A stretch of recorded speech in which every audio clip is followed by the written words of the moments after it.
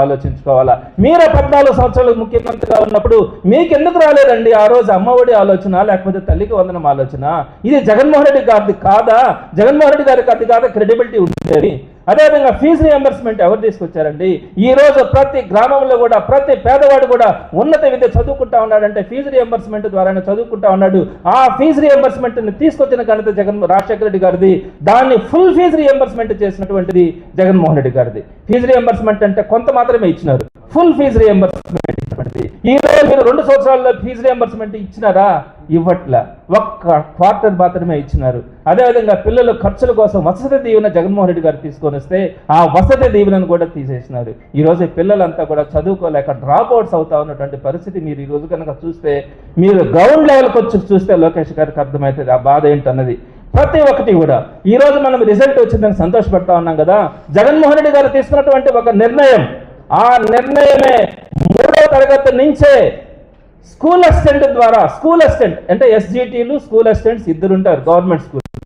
SGT అంటే చిన్న పిల్లలకు చెప్పేవాళ్ళు, స్కూల్ అసిస్టెంట్ పెద్ద పిల్లలకు చెప్పేవాళ్ళు.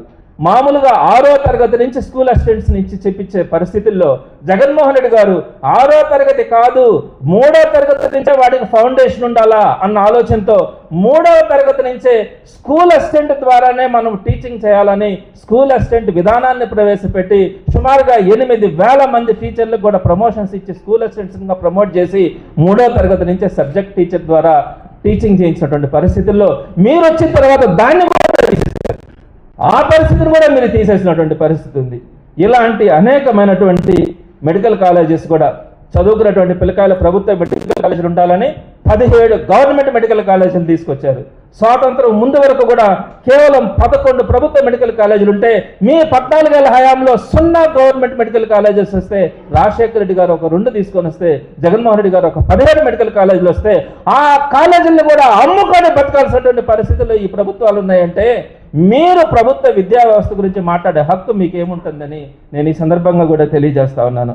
ఇలాంటి పరిస్థితుల్లో జగన్మోహన్ రెడ్డి గారు కానీ రాజశేఖర రెడ్డి గారు కానీ తీసుకున్నటువంటి నిర్ణయాల వల్లే ఈరోజు మనమంతా కూడా గవర్నమెంట్ సిస్టంలో ఒక పేద విద్యార్థి గొప్పగా చదువుకుంటున్నాడంటే, సగర్వంగా చదువుకుంటా ఉన్నాడంటే అది ఆ రోజు జగన్మోహన్ రెడ్డి రాజశేఖర రెడ్డి గారు కానీ జగన్మోహన్ రెడ్డి గారు కానీ తీసుకున్న నిర్ణయాలే తప్ప ఈ చంద్రబాబు నాయుడు గారు కానీ మానవ వనరుల అభివృద్ధి శాఖ మంత్రిగా అంటే విద్యాశాఖ మంత్రిగా ఉన్నటువంటి ఈ లోకేష్ గారు కానీ తీసుకున్నటువంటి ఒక్క నిర్ణయం కూడా మంచి నిర్ణయం, కార్పొరేట్ విద్యా సంస్థలకి దాసోహం అనడం తప్ప ప్రభుత్వ విద్యా సంస్థకి ఉపయోగపడేలాగా, పేద విద్యార్థులకు ఉపయోగపడేలాగా ఒక్క నిర్ణయం కూడా లేదని మీ అందరికీ కూడా తెలుసు, ఈ సమాజానికి కూడా తెలుసని నేను ఈ సందర్భంగా తెలియజేస్తాను. పిఆర్సీ లేకపోతే ఐఆర్ ఇవ్వాల్సినటువంటి బాధ్యత, మధ్యంతర భృతి ఇవ్వాల్సినటువంటి బాధ్యత ప్రభుత్వం మీద ఉంటుంది. ఇప్పుడు దాకా ఇవ్వలే. ఇందుకోసమే ఈ అన్నిటి మీద కూడా నిన్నటి రోజున విజయవాడలో మహాధర్నా నిర్వహించడం, దానికి సంబంధించి యావత్ రాష్ట్రంలో ఉండే ఉద్యోగులందరూ కూడా, ఉపాధ్యాయులందరూ కూడా ఆ రోజు అక్కడికి హాజరు కావడం నేను మరీ అందరికీ కూడా ధన్యవాదాలు తెలియజేస్తా ఉన్నాను.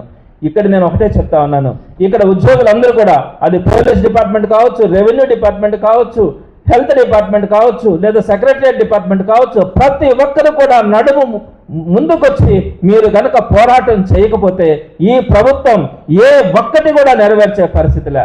మొన్నటికి మొన్న ఒక లీక్ ఇచ్చినారు, హిమాచల్ ప్రదేశ్లో శాలరీస్ తగ్గించినారు కాబట్టి ఆంధ్రప్రదేశ్లో కూడా అదే పరిస్థితి ఉంటుంది అని. అంటే మీరు పిఆర్సీ అడుగుతారేమో, ఐఆర్ అడుగుతారేమో, డిఎల్ అడుగుతారేమో, అరియర్స్ అడుగుతారేమో, అవి ఇవ్వడం కాదు కదా, మీకున్నటువంటి జీతాల్లో నుంచి ఆ జీతాలను తగ్గించే ఆలోచన చేస్తా ఉన్నాము హిమాచల్ ప్రదేశ్ లాగా ఆంధ్రప్రదేశ్లో కూడా అని చెప్పి పత్రికల్లో, వారికి సంబంధించినటువంటి పత్రికల్లోనే న్యూస్లు రాయించినటువంటి పరిస్థితి చూసినాం. మీరు కనుక పోరాడకపోతే ఈ రోజు ఉపాధ్యాయులు ఏ విధంగా రోడ్డు మీదకి వచ్చి ధర్నాలు చేస్తూ ఉంటారో విజయవాడలో, ఉద్యోగస్తులందరూ కూడా ముందుకు రాకపోతే రేపటి రోజున ఈ ప్రభుత్వం ఈ ప్రజల ముందు మీరు కనుక మాకు జీతాలు పెంచండి అంటే అది మీరు తప్పు మాట్లాడుతున్నారన్న ఆలోచనని ప్రజలకు కలిగించి మిమ్మల్ని అవమానించేలాగా కూడా ప్రయత్నించే అవకాశం ఉంటుంది. అందుకే ఉద్యోగులు కానీ ఉపాధ్యాయులు కానీ ప్రతి ఒక్కరూ కూడా ఈ ఇష్యూకి వచ్చేటప్పటికి, ఆర్థిక బకాయిల విషయంకి వచ్చేటప్పటికి, ఆర్థిక ప్రయోజనాలకు సంబంధించి అందరూ ఒక మాట మీదకి వచ్చి ఒక తాటి మీదకి రాకపోతే ఇబ్బందులు పడే పరిస్థితి ఉంటుందని తెలియజేస్తా ఉన్నాం. అలానే మీకు సంబంధించినటువంటి అన్ని బెనిఫిట్స్ కూడా వైఎస్ఆర్సీపీ ప్రభుత్వం వచ్చిన తర్వాత రాబోయే ప్రభుత్వంలో మీ అందరికీ కూడా